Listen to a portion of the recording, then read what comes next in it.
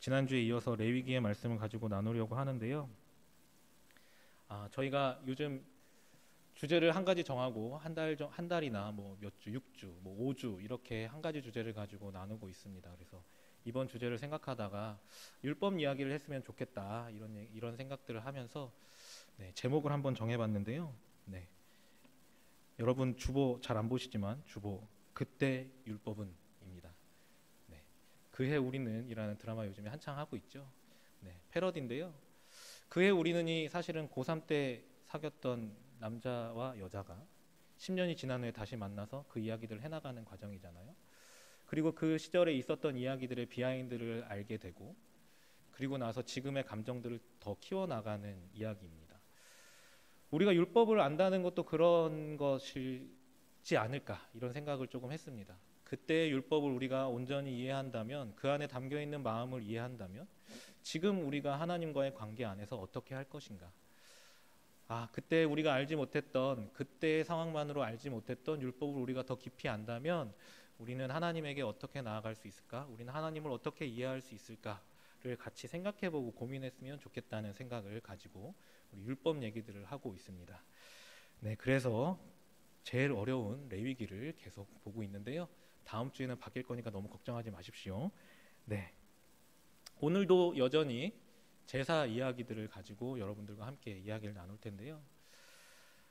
오늘 본문은 사실은 이전의 장까지 다양한 제사들이 나왔죠. 여러분 물어보지 않겠습니다. 여러분 공부한 게 아니기 때문에. 우리 속죄일 가지고 지난주에 얘기했는데요. 번제도 있고 소제도 있고 뭐 여러 가지가 있습니다. 흔들어서 드리고 뭐 태워서 드리고 뭐 여러 가지 나왔고, 어떤 제물을 드려야 되고 무슨 제물을 드려야 되고 어떤 제물은 안 되고 어떤 건 되고 어떤 건 안 되고, 이런 장황하고 디테일한 이야기들, 그 디테일한 제사에 대한 이야기들을 마무리하고 나서 나오는 이야기죠. 규정은 이제 다 전달됐습니다. 제사를 이렇게 드려야 된다는 이야기들이 다 전달됐고요. 이제 그 제사를 위해서 누가 필요하죠? 제사를 드려줄 제사장이 필요하죠. 물론 제사를 드리는 본인이 이제 제물도 가져오고 해야 되겠지만 제사장이 필요합니다.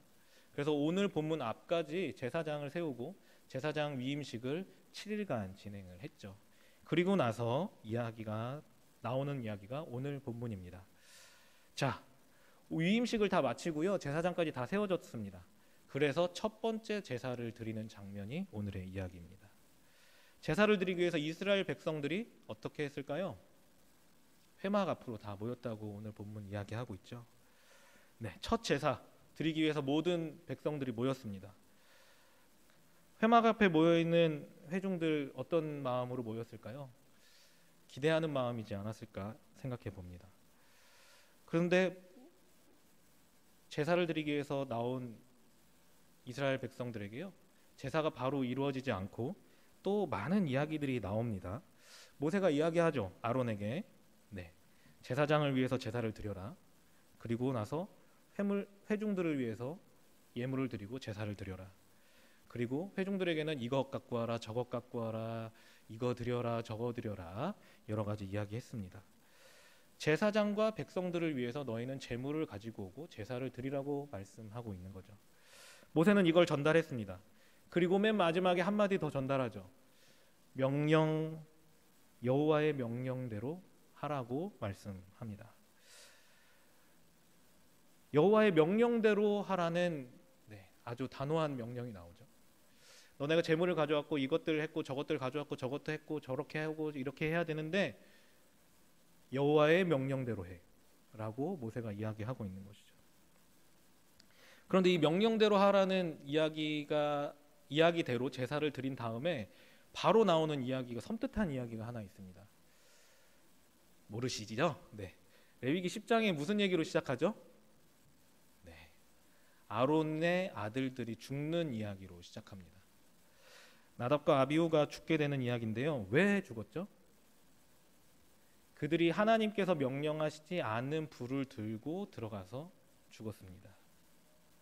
명령하시지 않은 불을 가지고 들어갔기 때문에 죽었다. 일면 레위기를 통해서 계속 강하게 말씀하고 있고 가장 중심이 되는 이야기는 무엇입니까? 하나님 자신이 거룩하니까 나의 백성된 너희도 거룩해라 라는 명령이 가장 중요한 메시지 중에 하나죠. 그리고 계속해서 선포되어졌을 것입니다. 그래서 그것을 지키기 위해서 제사가 주어졌고요. 명령대로 제사를 드릴 것도 또 명령됐습니다. 그런데 그 명령을 지키지 않았을 때 어떻게 되는 것에 대해서 바로 첫 번째 제사가 끝나자마자 너희가 명령을 지키지 않는다면 이렇게 될 것이다 라고 이야기가 등장하는데 어떻게 된다고요? 죽습니다. 네, 명령을 지키지 않으면 죽는다. 좀 무섭지 않으십니까? 여러분, 명령을 지키지 않으면 죽습니다. 단 하나라도 명령을 지키지 않으면 죽습니다. 여러분, 그 하나님 앞에 제사하러 가시겠습니까? 제사하러 가시겠습니까? 제사를 하러 가지 않으면 그 자리에서 죽진 않습니다. 죽어서 어떻게 될지 모르지만 그 자리에서 죽진 않죠. 근데 명령대로 제사를 드리지 않으면 그 자리에서 죽습니다. 여러분, 제사 드리러 가시겠습니까? 네, 판단을 유보하시는 걸로. 사실은 명령대로 제사를 드리지 않는다면, 그 자리에서 죽는다면 이거 누가 기분 좋게 나가서 제사 드리겠습니까? 저 같으면 사실은 제사 안 드릴 것 같아요. 그리고 제사에 대해서 여러 가지 나왔는데요, 너무 많고 복잡합니다. 규칙에 대해서 너무 많은 것들이 있고 이거 지키라는 것도 너무 많고 이렇게 해야 된다는 것도 너무 많아요. 하라는 것도 많고 하지 말라는 것도 많습니다.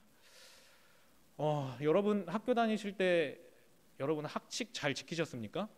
뭐 담배 피지 마라 뭐 이런 거 말고요. 이제 해라 하지 마라 하는 여러 가지 학칙이 있을 텐데요. 여러분 잘 지키셨습니까?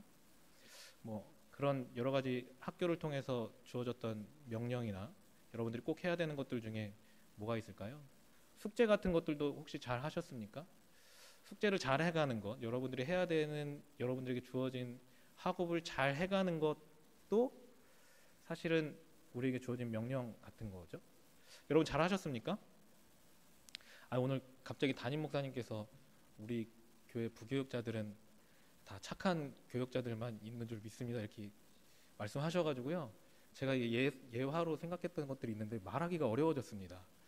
그리고 어저께 식사하다가 저희 뒤에 있는 장영진 목사님이 자기 옛날에는 굉장히 오만하고 거만했는데 많이 변화됐다, 다 그런 시즌이 있지 않냐 저한테 반문했거든요. 근데 전 없다고 했거든요. 근데 이런 얘기를 해야 되니까 좀 당황스럽긴 한데 여러분들 어떤지 모르겠는데 저는 어떤 명령이든 뭘 해라 말하라 하는 것들을요 한 번 이상 말하는 걸 듣길 굉장히 싫어합니다. 그리고 그게 네거티브한 거면 더더욱 싫어하죠. 네거티브한 거, 이거 하지 마 이런 거를 2번 이상 말한다, 3번 이상 말한다, 그걸 합니다. 네, 대단하죠? 네. 너무 저만 이상한 건가요? 네. 왜 이렇게 크게 웃으죠? 갑자기 감사합니다. 숙제를 해라. 네, 이것도 또 애매한데요. 숙제를 해라. 선생님도 자주 얘기하시죠? 한 가지 과목에 대한 숙제에 대해서 똑같은 숙제를 3번 이상 얘기하면 그 숙제는 하지 않습니다. 알아서 할 건데 왜 자꾸 얘기하지? 이런 마음이 제 안에 드는 거죠. 네, 웃으시죠? 저만 이런 것 같지만 여러분, 네거티브한 명령이나 네거티브한 지침이 여러분들에게 전달됐을 때 여러분 기분 좋으십니까? 그걸 꼭 지키고 싶으세요? 명령이나 지침이 긍정적으로 주어졌다 하더라도 듣기 싫은 게 사실은 우리를 강제하는 이야기들이죠. 뭐 여러분 강제하는 거 너무 좋으십니까? 제가 막 강제로 할까요? 네. 대답 강제로 시키고 강제로 앞에 앉히고 막 이렇게 할까요? 싫으시죠? 네. 이게 여러분 혹시 벤달리즘이란 단어 들어보셨습니까? 뭐 우리나라 말로 반달리즘 이렇게 얘기하는데요. 벤달리즘이라는 개념이 있는데 혹시 들어본 분 계십니까? 간단하게는 이게요, 문화재나 문화적 예술품 아니면 공공시설을 고의로 타인의 재산까지 고의로 파괴하거나 훼손하는 행위를 벤달리즘 행위라고 부르거든요. 이게 벤달리즘이라는 게 한 5세기 정도에 반달족이 게르만족 이제 훈족에게 쫓겨서 자기네 도망가면서 다른 민족의 문화재를 훼손한다거나 다른 민족의 어떤 터전을 훼손했던 거에서 유래해서 나온 얘기인데요. 요즘은 제일 많이 얘기되는 게 문화재입니다. 문화재 보러 가셔서 여러분 훼손 안 하시죠? 네. 낙서도 밴달리즘입니다. 여러분 어디 가서 낙서하지 마십시오. 여러분 뭐 공원 다니시면서 휴지 막 버리고 그러지 마십시오. 이게 밴달리즘입니다. 훼손행위입니다. 그런데 이런 훼손행위들이 요즘에 좀 이슈가 됐던 게 아프가니스탄이죠. 네, 자기네 나라의 문화재였는데 다이너마이트 수백 개 붙여서 절벽만한 불상인데 한 방에 날려버렸습니다. 문화재를 없애버렸죠. 네, 이래서 되겠습니까? 안 되겠죠. 그래서 이 밴달리즘이라는 게 일어나지 않게 하기 위해서 여러 가지 방법들을 씁니다. 여러분 문화재를 보러 가면 여러분 문화재 앞에 뭐가 붙어 있죠? 안내문이 붙어 있거나, 그리고 특히나 오래됐거나 만지면 부식이 되거나 훼손될 가능성이 있는 것 바깥에는 뭐가 붙어 있죠? 작은 팻말이 붙어 있죠. 만지지 마세요. 사진 촬영하지 마세요. 플래시 터뜨리지 마십시오. 뭐 이런 거 있습니다. 야, 이거 되게 옛날인데 요즘 그렇지 않은 것 같은데요. 되게 옛날인데 한 30대 되신 분들은 이해하실 텐데, 공원 잔디밭 앞에 뭐가 붙어 있었죠? 뭐랑 붙어 있었죠? 30대 아닌 척 하시는 분들이 있습니다. 네. 잔디를 밟지 마세요 써 있었죠? 네, 팻말로 크게. 네.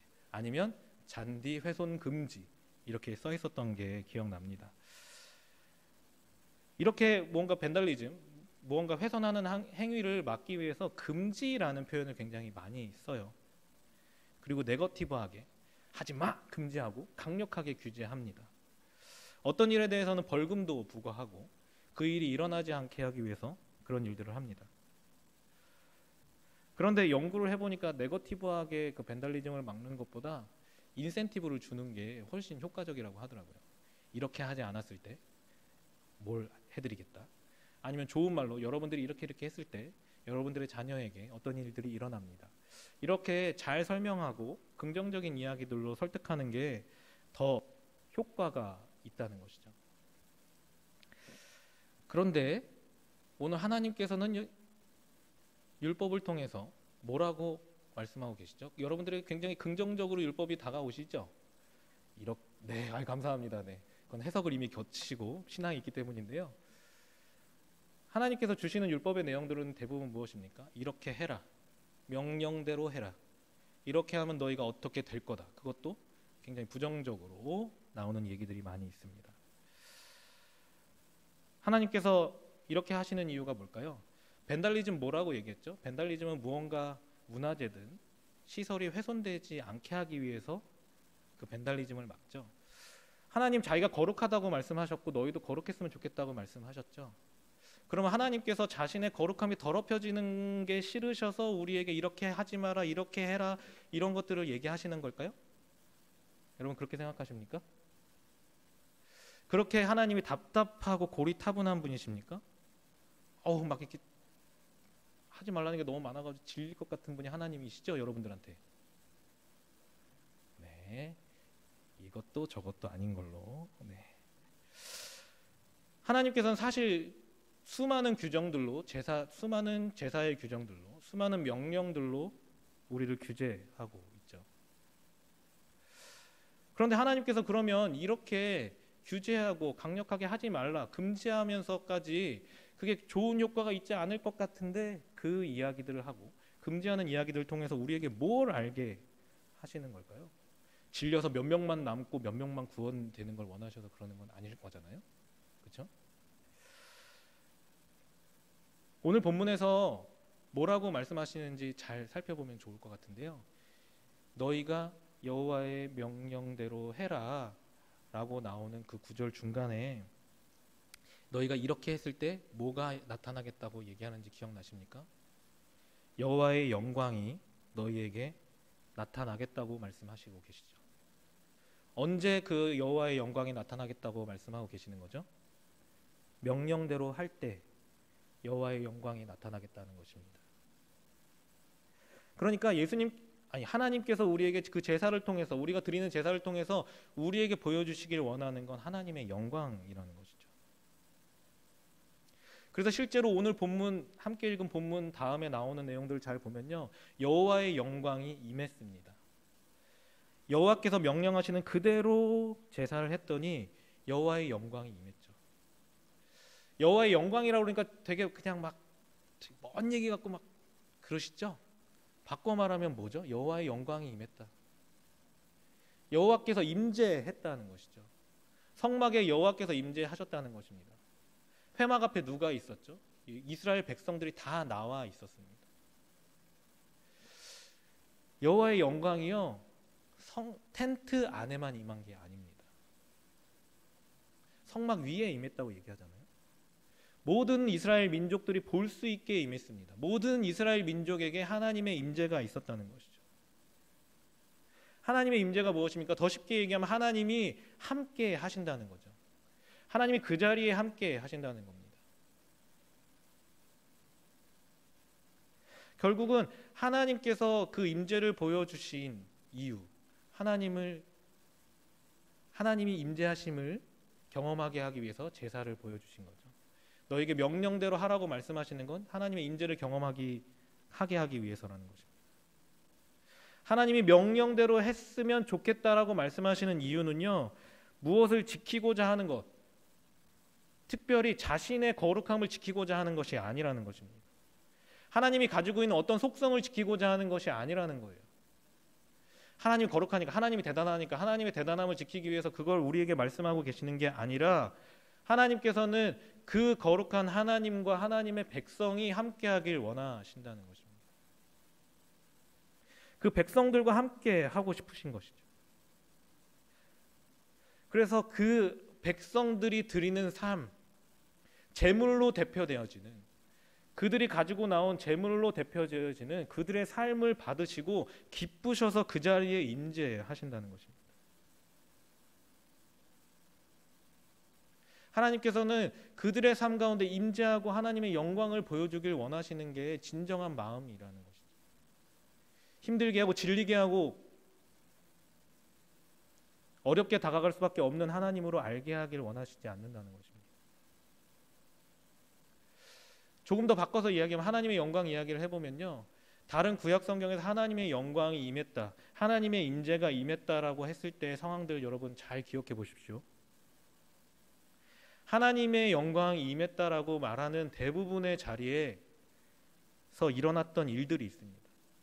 그리고 영광이 임했다라고 나오는 성경의 구절들을 뒤에를 보면요, 하나님의 놀라운 일들이 일어날 때 하나님의 영광이 임했다라고 말씀하신다는 거죠. 자신의 백성들, 자신의 종들이 위험 가운데 있을 때 지켜내고자 하실 때 하나님의 영광이 임했다라고 이야기한다는 것이죠. 하나님의 백성을 위해서 놀라운 일들을 행하는 것, 홍해가 갈라지고 요단강이 갈라지고, 그런 우리가 상상할 수 없는 그 삶의 능력으로는 행할 수 없는 일들이 일어날 때 하나님의 영광이 임했다라고 말한다는 것입니다. 그러니까 하나님께서 이 제사를 통해서 우리에게 말씀하시기 원하시는 것, 그리고 이스라엘 민족에게 말씀하길 원하시는 건, 너희가 드리는 제사, 너희가 제사를 통해서 드려지는 삶 가운데 내가 거하고 그 삶 가운데 내가 놀라운 일을 행하길 원하신다고 말씀하신다는 것이죠. 다른 걸 원하시는 게 아닙니다. 하나님이 큰 걸 받길 원하시는 게 아닙니다. 여러분들이 하나님 받으시기에 굉장히 큰 것입니까? 아니죠. 우리가 하나님을 받기에 하나님이 위대한 존재이고 가치가 있으신 분입니다. 자기가 뭘 받기 위해서 제사를 드리라는 게 아니고요, 하나님께서 그들과 함께 할 수 있는 방법이기 때문에 제사를 말씀하신다는 것입니다. 그리고 디테일하게 하나님 앞에 오지 못할까 봐 정확한 규정들을 주고, 네가 이렇게 내 앞에 나아온다면 나는 너에게 함께하며 나의 영광을 보여주고 너의 삶 가운데 놀라운 일을 보여주시겠다고 말씀하신다는 것입니다. 제가 제사를 드리는 제사를 드리는 본인의 삶을 받으신다고 말씀드렸습니다. 그렇다면 지금 우리의 삶을 주님께 드린다고 고백하는 것, 우리가 내 삶을 주님께 드립니다 고백하고 우리 삶에서 하나님을 알길 원해서 행하는 일들, 내가 하나님이 시키신 일인 줄 알아서 행하는 모든 일들 가운데 하나님이 그걸 제사로 여기시고 우리를 제물로 받으신다는 것이죠. 그래서 우리의 삶을 살아갈 때 우리에게 주시는 하나님의 말씀이라고 하는 것들, 성경을 읽다 보면 뭐 이렇게까지 해야 되나? 이 말씀대로 해야 되나? 생각하게 되는 세세하고 까다로운 일들이 굉장히 많이 있습니다. 그런데요, 세세하고 까다로워 보이는 이 일들을 통해서 어떻게 하신다고요? 성경에 적혀진 대로 여러분이 성경을 읽고 하나님의 말씀인 줄 알아서 그걸 지키고자 하는 그 삶 가운데 하나님께서 함께하길 원하신다는 것입니다. 제사를 하나님 명령대로 드린다면 하나님의 영광을 보이겠다고 말씀하셨죠. 그런데 반대로 명령대로 행하지 않는다면 어떻게 되죠? 하나님의 영광은 임하지 않습니다. 하나님의 임재는 없는 것이죠. 지금 시대에 우리가 하나님께서 말씀하시는 그대로 행하지 않는다고 해서 바로 죽지는 않겠죠. 그런데 우리의 삶에는 하나님의 임재가 없을 수 있습니다. 우리 삶에 어떤 일에도 하나님의 역사하심은 일어나지 않을 수 있다는 것이죠.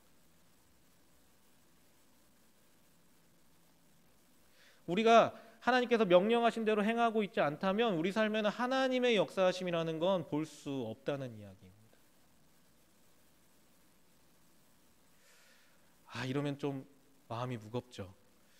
나는 하나님께서 명령하신 대로 살기가 굉장히 어려운데 지금 이 순간에 이 예배실의 문을 박차고 나가는 순간부터 그대로 행하지 않을 사람이라는 걸 여러분들이 알고 계시죠? 네. 우리는 연약합니다. 그래서 우리에게 주시는 말씀 그대로 행하지 못할 때가 너무 많고, 그럼 우리를 발견할 때마다 다시 하나님을 찾아야 됨에도 불구하고 그것마저 찾지 않는 연약함을 가진 존재이죠. 그러면 우리 삶에는 예수님 다시 오실 때까지 하나님의 역사하심은 없는 겁니까? 그런 겁니까? 그러면 저희가 이 자리에 나와서 이 힘든 시간에, 졸린 시간에 앉아서 이 설교를 듣고 있다는 것조차도 의미가 없는 일이 되겠죠.